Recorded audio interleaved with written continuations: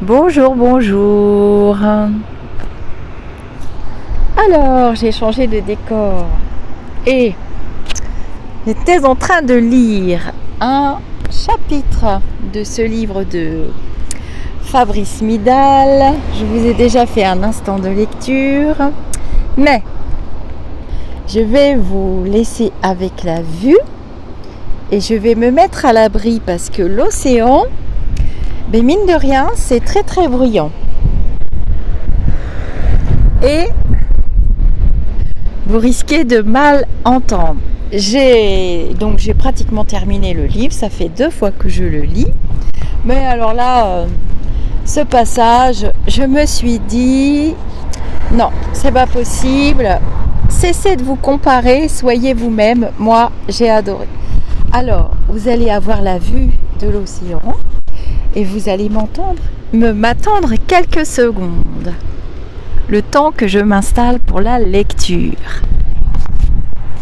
Bon, vous n'allez pas vous plaindre, vous avez quand même une jolie vue, hein.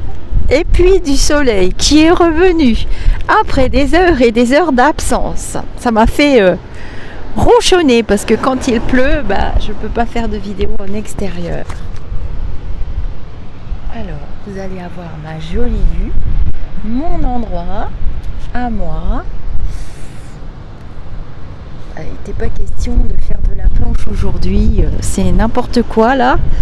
Les vagues, il y a beaucoup de courant. Alors il y a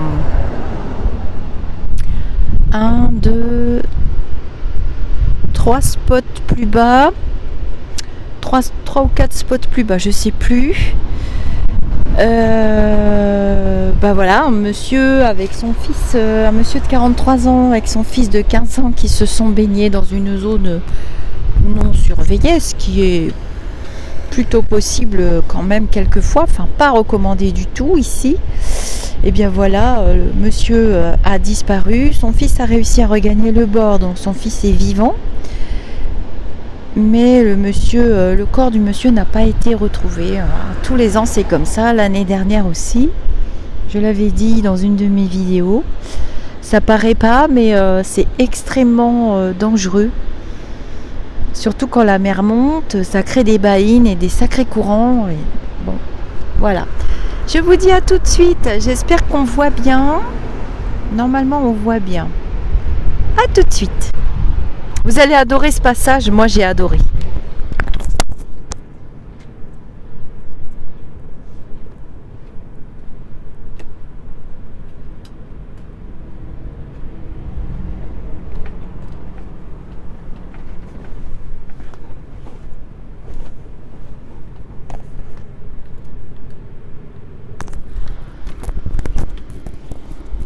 Voilà.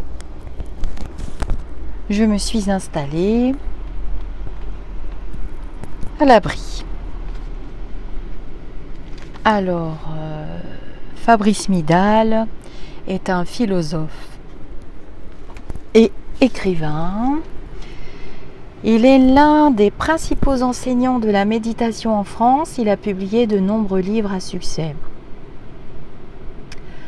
Donc ce livre, c'est Foutez-vous la paix, je vous le recommande. Et justement, après une longue méditation face à l'océan tout à l'heure, donc j'ai commencé à prendre mes bouquins. Et puis, je me suis dit, il faut absolument que je leur lise ce passage. Cessez de vous comparer. Soyez vous-même. Depuis tout petit, la plupart d'entre nous se comparent aux autres. Pour avoir des points de repère pour se situer. Dans la cour d'école, nous nous jaugeons pour savoir qui est le plus grand, qui est le plus fort. Hier, pour lancer ses billes le plus loin. Aujourd'hui, pour atteindre tel niveau sur la console de jeu. En classe, on nous encourage à comparer nos notes, nos mérites. Adolescents, on se compare pour se rassurer.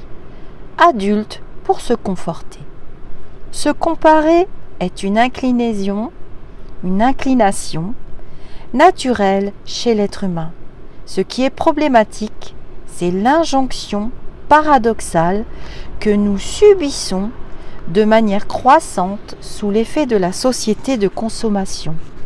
Soyez comme tout le monde et ne sortez pas du lot, mais en même temps soyez différents.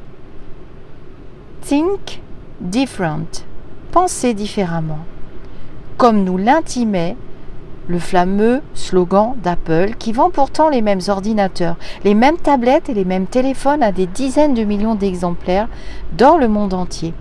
Différenciez-vous en faisant comme tout le monde. Cette double injonction d'une violence extrême est connue par les psychologues sous le nom de double bind, la contrainte de deux injonctions opposées, qui peut à la longue mener à des troubles psychiatriques sévères. Elle est le ressort du harcèlement moral. Voilà qu'elle est devenue celui du marketing de toutes les marques et plus globalement celui du capitalisme de notre 21e siècle. Nous nous laissons persuader qu'en achetant telle voiture, en portant telle chaussure ou en arborant tel sac, en fréquentant tel restaurant, nous sortirons du lot du commun. Or, nous ne faisons que suivre un vaste mouvement moutonnier et participons encore plus à la dictature de l'uniformisation générale. Le plus terrible est que nous ne nous rendons pas compte que nous devenons des moutons. Ne sommes-nous pas engagés à penser différemment ? Critiquer le capitalisme est devenu paradoxalement le ressort même du développement de l'inquiétante uniformisation du capitalisme actuel. À force de réfléchir et d'agir sous l'effet de cette double injonction, nous en arrivons à ne pas plus avoir d'idée de ce que nous voulons pour de bon, de ce que nous désirons, indépendamment de ce que veulent ou désirent les autres, indépendamment de la norme.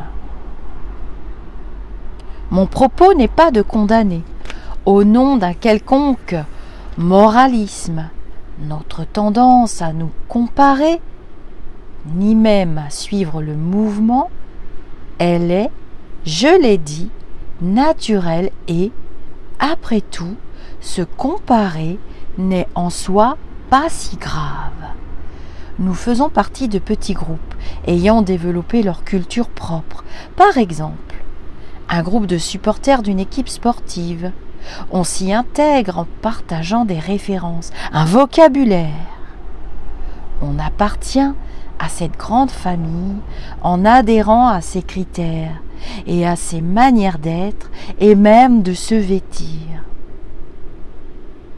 J'ai fréquenté des groupes, en l'occurrence des groupes de méditation. Mais peu ou prou, la culture de groupe l'emporte, une norme s'impose. Il faut rentrer dans ce moule où l'on partage le même vécu, sous peine de rester hors du coup.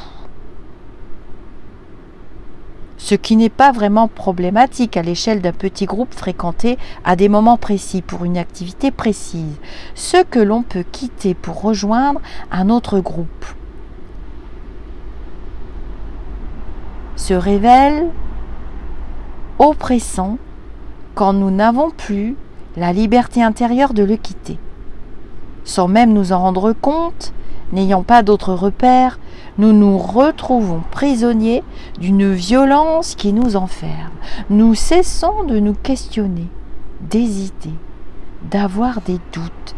C'est tellement plus facile, même quand, au fond de nous, une petite voix dit non, non, non, non, non, non, non, à rester dans le moule, nous la faisons taire et nous suivons le mouvement.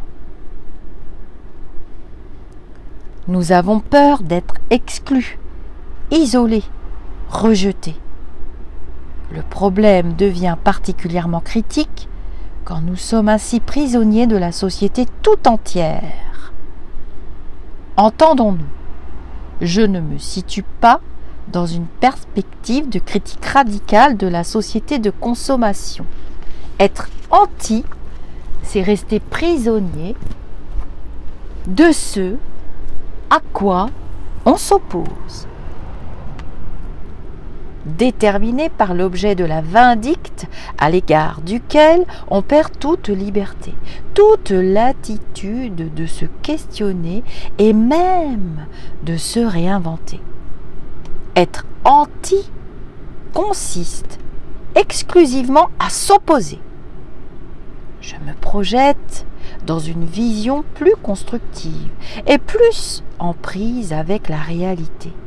Mon propos n'a pas la naïveté de croire pouvoir balayer la vague de fond moutonnière, mais de trouver le courage de voir l'ampleur du phénomène et de réussir ainsi à avoir un rapport plus libre avec lui ou à lui.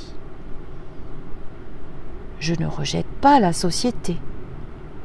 Je refuse la manière dont, en nous comparant les uns les autres, nous sommes sommés d'être tous identiques, uniformisés. Je m'accorde le droit de porter des vêtements colorés s'ils me font du bien au moral, de taper du pied dans la fourmilière quand les codes de la bienséance voudraient que je mette des gants avant d'approcher les fourmis. D'être singulier, parce que nous sommes tous singuliers, et d'accepter que ma singularité ne soit pas une entité immuable, mais qu'elle évolue tous les jours en fonction des rencontres, des lectures, des expériences de la vie. Qui suis-je ?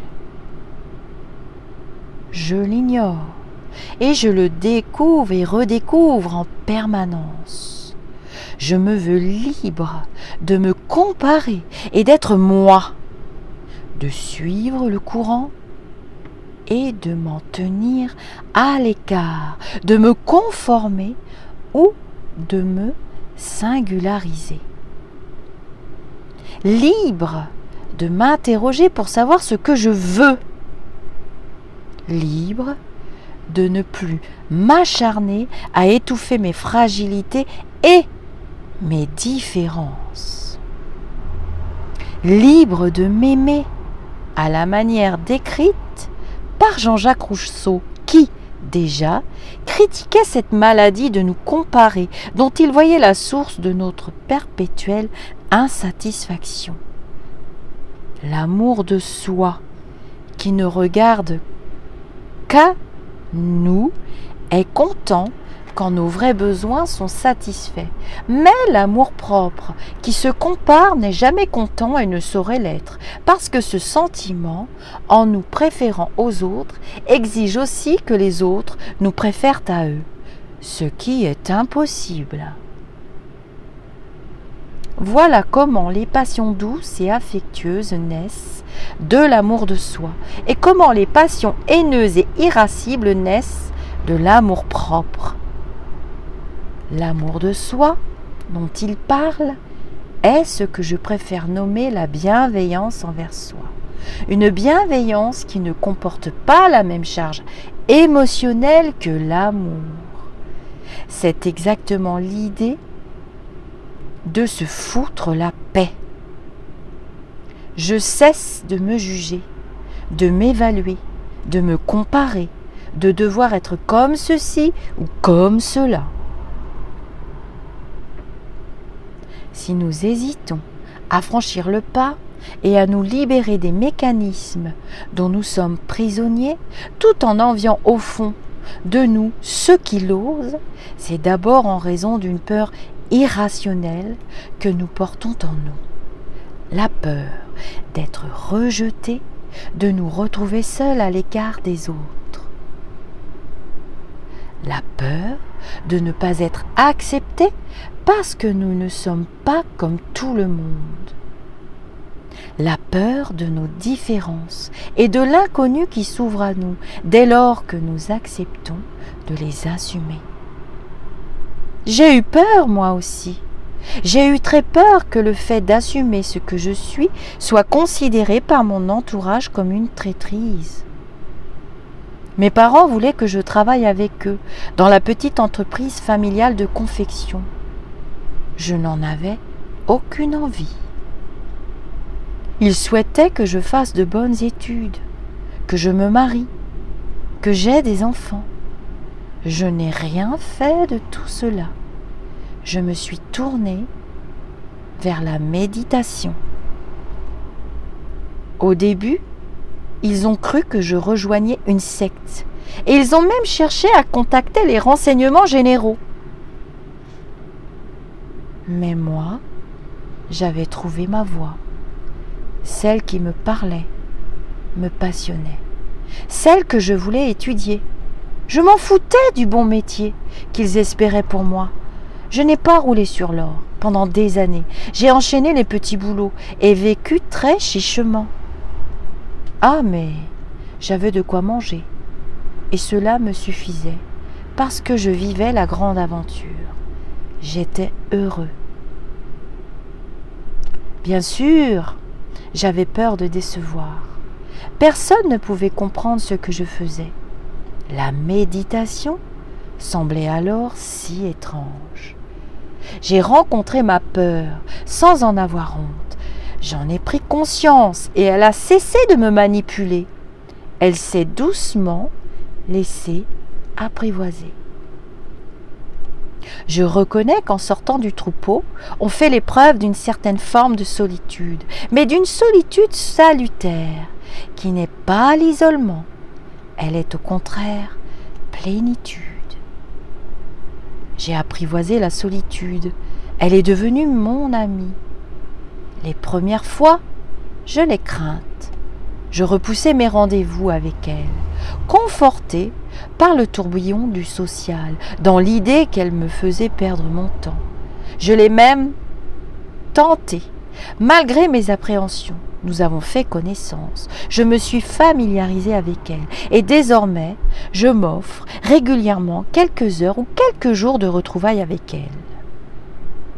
Parfois, pour me retrouver, je m'offre des heures vierges de toute activité.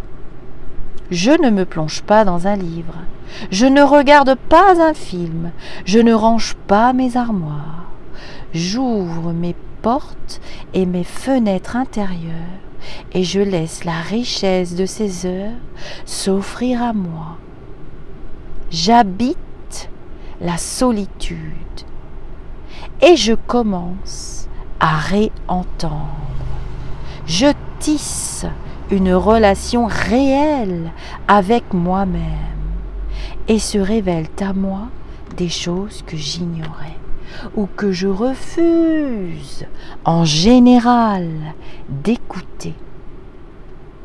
Je me découvre en communion avec moi, avec les autres, avec le monde. Est-ce si difficile ? Nous avons tous fait l'expérience de cette solitude qui ressource, qui soulage. Quand nous nous promenons seuls dans la nature, quand nous arrêtons le temps d'un après-midi de vacances pour nous poser sur une chaise longue, quand nous sortons de notre ronron habituel pour constater « Je suis si bien !» Mes parenthèses de solitude ne sont rien d'autre que cela.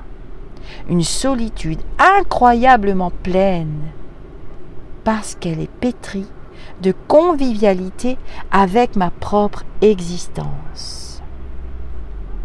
Désapprendre les mécanismes ingérés depuis l'enfance pour s'empêcher de devenir soi n'est pas affaire de quelques semaines, ni de quelques mois.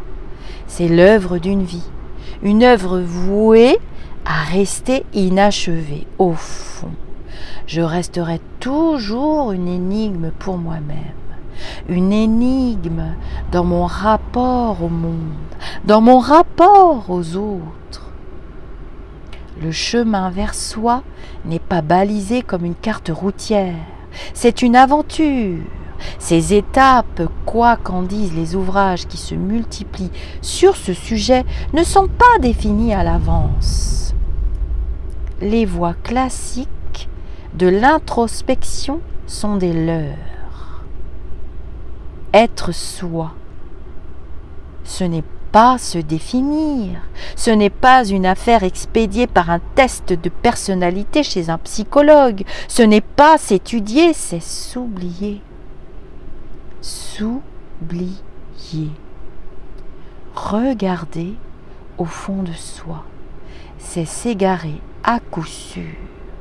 J'aime ce mot de Bernanos. Dans la préface des Grands cimetières sous la lune, se connaître est la démangeaison des imbéciles. C'est le fruit d'un apprentissage qui devrait idéalement démarrer sur les bancs de l'école, où les instituteurs seraient à l'écoute de la singularité de chaque enfant.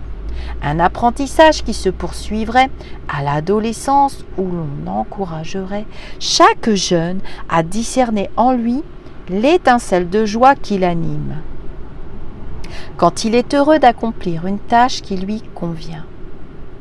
Ces tâches qui nous épanouissent sont celles que nous réussissons le mieux, mais on ne nous enseigne pas le lien de cause à effet entre joie et réussite. On nous explique au contraire que nous serons heureux si nous réussissons. Mais que veut dire réussir? Avoir de bonnes notes, plus tard, un bon boulot et une grosse voiture? Mensonge! C'est parce que nous sommes heureux de faire ce que nous faisons que nous pouvons réussir. Voilà un immense changement de perspective. En se foutant la paix, nous découvrons en nous des ressources que nous ne connaissions pas, des richesses dont nous ignorions l'existence et qui peuvent nous surprendre si, pour un moment, nous ne faisons rien. Si nous nous abandonnons à la situation pour commencer à coïncider avec elle, nous avons inauguré dans notre système éducatif des centres d'information et d'orientation qui accueillent les adolescents avec trop souvent une question. Que veux-tu faire plus tard? Mais comment l'adolescent peut-il le savoir? Quel moyen a-t-il de découvrir ce qui l'appelle avant d'entrer en rapport avec des situations réelles, avant d'ouvrir son regard sur le monde et de se laisser guider par ses propres aspirations? Par ailleurs, lui accordons-nous le droit de s'engager sur un chemin singulier, de s'écarter des autoroutes que tout le monde emprunte pour choisir sa propre voie, peut-être plus tortueuse, mais dans laquelle il s'engagerait passionnément, parce que c'est la voie qui lui convient vraiment. À force de nous comparer, nous n'osons plus savoir ce que nous voulons vraiment, ce qui nous appelle, nous intéresse, ce que nous avons vraiment envie de faire. Nous restons dans une idée figée, fossilisée de notre identité. Cézanne, le fondateur de l'art moderne, aurait-il existé s'il avait refusé de s'écouter? Il ambitionnait de peindre des tableaux à la manière de Poussin, l'un des grands maîtres classiques du XVIIe siècle. Il n'y est pas parvenu. Il aurait pu ranger ses pinceaux et faire autre chose de sa vie. Il a préféré être fidèle à ce qui l'appelait et qu'il pouvait réussir. Son objectif n'était pas de se différencier ni d'être original, mais, plus prosaïquement, de retrouver le souffle de la grande peinture en s'appuyant sur l'expérience directe qu'il pouvait faire sur le motif. Refusé chaque année au salon où les peintres exposaient leur travail, il a persévéré. Émile Zola, son ami d'enfance, lui reprochait de ne pas soigner l'expression de ses personnages et il l'a abandonné avec dureté. Les critiques d'art ne comprenaient pas son obsession à travailler les volumes plus que les détails. Cézanne a heureusement persister dans la voie qui était sienne, non pas dans l'objectif de révolutionner l'art, mais en faisant confiance à sa main tenant le pinceau, en se laissant appeler par son intuition. Cézanne n'est pas devenu lui-même en étudiant le fond de son âme, mais en s'oubliant, en suivant son chemin, en faisant du mieux qu'il pouvait, en recommençant encore et encore. En regardant la montagne Sainte-Victoire, quelques pommes sur un buffet, sa femme assise sur une chaise, toujours insatisfait et animé d'un désir sans cesse plus ample et profond de mieux libérer sa réalité. Ce ne sont pas ses états d'âme qui lui importaient, mais l'épreuve de la peinture. Être soi n'est pas une affirmation égocentrique de notre individualisme. Ce n'est pas non plus l'affirmation de notre singularité contre tous les ordres existants. Nous sommes, disait déjà Aristote, des êtres en relation, des êtres politiques. Être soi, c'est découvrir des liens, des obligations, des engagements. Quand j'ai commencé à méditer, ma mère, que mon engagement énervait, me disait « Je ne comprends pas pourquoi tu passes ton temps à te regarder le nombril. » Mais méditer, ce n'est pas se regarder le nombril, se préoccuper de son intériorité, mais c'est se préoccuper de la réalité qui nous interpelle, pour l'appréhender comme elle l'est. S'oublier pour s'ouvrir au monde, se laisser être. L'un des cycles de méditation que j'enseigne porte sur la confiance. Cesser de se comparer demande de la confiance. Mais j'entends par là ni confiance en soi, ni estime de soi. Personnellement, je n'ai pas confiance en cette entité appelée moi. J'ai confiance dans la profondeur de la méditation parce que j'en ai perçu les fruits.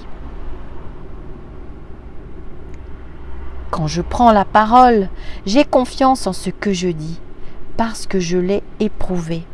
La véritable confiance, celle que j'aime transmettre, est inconditionnée. C'est une confiance en rien, en mon humanité, en l'humanité en moi qui sait mieux que moi. Une confiance en la vie qui me permettra de trouver des ressources au cœur même de toute situation. C'est une confiance beaucoup plus radicale que la simple confiance en soi, un état d'être qui me permet de m'enraciner dans ma présence au monde, d'être enfin.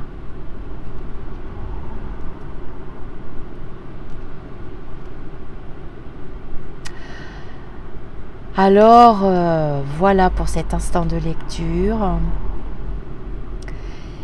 qui m'a vraiment retourné comme une galette, c'est le cas de le dire pour une Bretonne. Ne rigolez pas.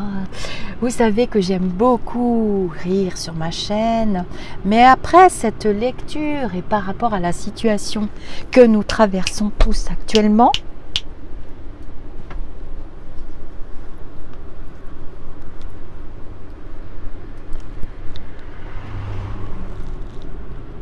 je suis tombée sur cet instant de lecture et c'est fou qu'il soit d'actualité à ce point. Et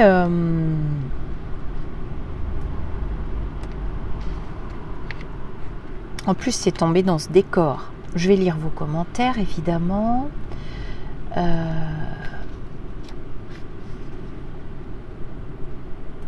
Et puis cette phrase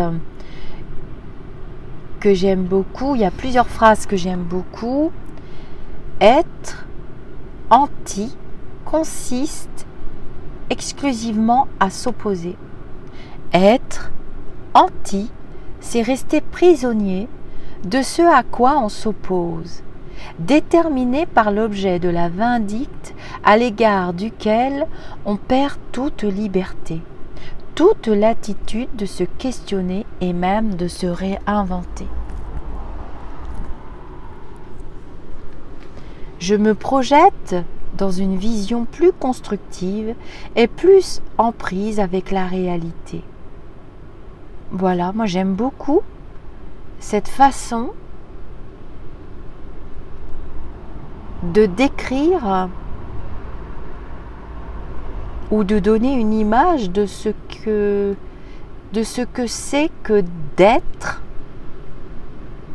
et de ne pas aller dans les extrêmes en fait. Je pense que c'est le fond de la pensée de l'auteur. D'ailleurs, je ne sais pas s'il est au courant, mais bon, je ne peux pas contacter tout le monde. Ce sont des lectures merveilleuses, je pense qu'ils ne vont pas se plaindre. Et voilà, je ne rejette pas la société, je refuse la manière dont en nous comparant les uns les autres, nous sommes sommés d'être tous identiques, uniformisés. Je trouve que c'est bien de s'accorder le droit d'être différent, le droit de penser différemment, le droit d'avoir envie ou pas envie. À mon sens, c'est ce qui fait notre complémentarité. Nous avons des moyens de communication. Je trouve ces moyens de communication absolument géniaux, et c'est le génie des humains qui l'a créé. C'est vraiment extraordinaire, tous ces outils. Encore faut-il les utiliser correctement, à bon escient, pour communiquer, tout simplement. Et puis j'ai aimé le passage « Qui suis-je ? Je l'ignore et je le redécouvre en permanence. Je me veux libre de me comparer et d'être moi, de suivre le courant ou de m'en tenir à l'écart, de me conformer ou de me singulariser, libre de m'interroger pour savoir ce que je veux, libre de ne plus m'acharner à étouffer mes fragilités et mes différences, libre de m'aimer, à la manière décrite par Jean-Jacques Rousseau, qui déjà critiquait cette maladie de nous comparer, dont il voyait la source de notre perpétuelle insatisfaction. L'amour de soi, qui ne regarde qu'à nous, est content quand nos vrais besoins sont satisfaits. Mais l'amour-propre, qui se compare, n'est jamais content et ne saurait l'être, parce que ce sentiment, en nous préférant aux autres, exige aussi que les autres nous préfèrent à eux, ce qui est impossible. Voilà comment les passions douces et affectueuses naissent de l'amour de soi, et comment les passions haineuses et irascibles naissent de l'amour-propre. L'amour de soi dont il parle, est-ce que je préfère nommer la bienveillance envers soi? Une bienveillance qui ne comporte pas la même charge émotionnelle que l'amour. C'est exactement l'idée de se foutre la paix. Je cesse de me juger, de m'évaluer, de me comparer, de devoir être comme ceci ou comme cela. Je vais rajouter qu'il faut franchir le pas, ne pas se comparer. Vous comprendrez très bien de quoi je parle.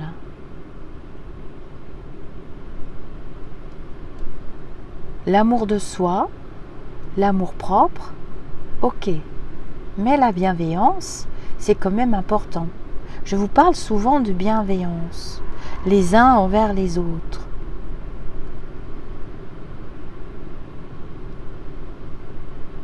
De ne pas nourrir des énergies négatives, de ne pas les alimenter, de se foutre la paix, les uns les autres, mais à commencer par soi-même. On n'a pas tellement de pouvoir sur les autres. On a tous un cheminement, on est tous venus expérimenter. Il faut bien être en contact avec les autres pour expérimenter. Mais vous avez vu qu'à un moment donné, dans cet extrait qui m'a beaucoup touchée, il parle aussi de son silence intérieur, de la solitude, de l'apprivoiser. Donc, ces réseaux sociaux qui sont formidables, qui sont nés du génie humain, de l'envie de communiquer. Encore faut-il les utiliser à bon escient, je vous le répète.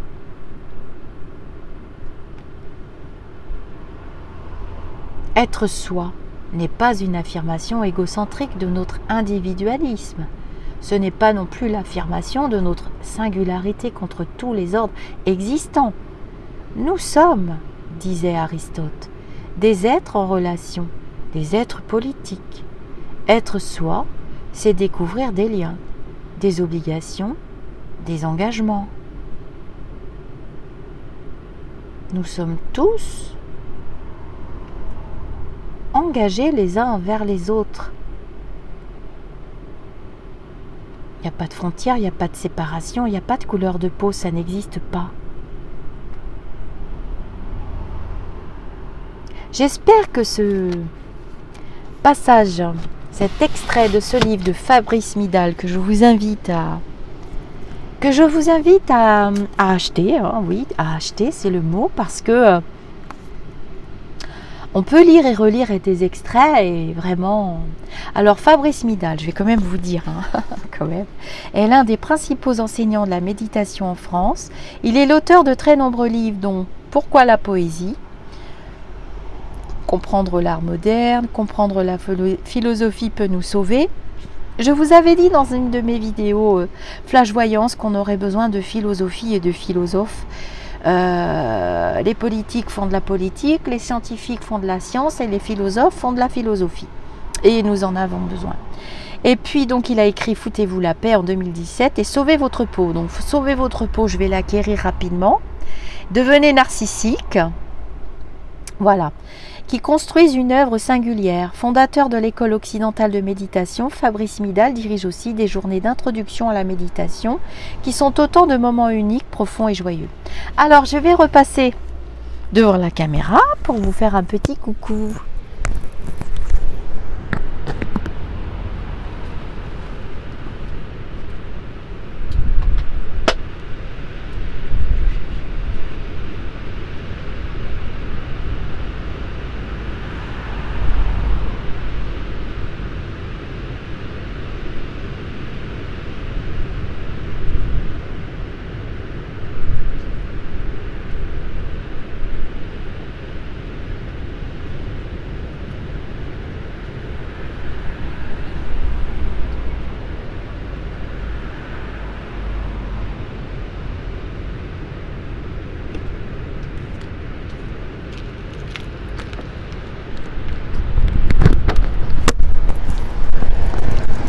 Me revoici. J'espère que ça vous aura plu.